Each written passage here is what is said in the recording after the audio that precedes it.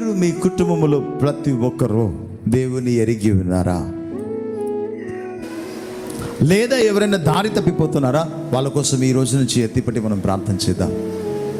మన టార్గెట్ ఏంటి అంటే ఒక్కరు కూడా మన కుటుంబంలో నశించిపోవడానికి వీలు లేదు. ఏ ఒక్కరు కూడా పడిపోవడానికి వీలు లేదు.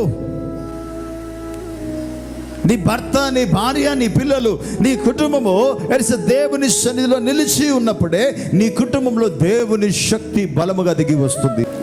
మనం నలుగురం ఐక్యత కలిగి ఉందామా, లేదా అపవాదికి మనం చోటిద్దామా?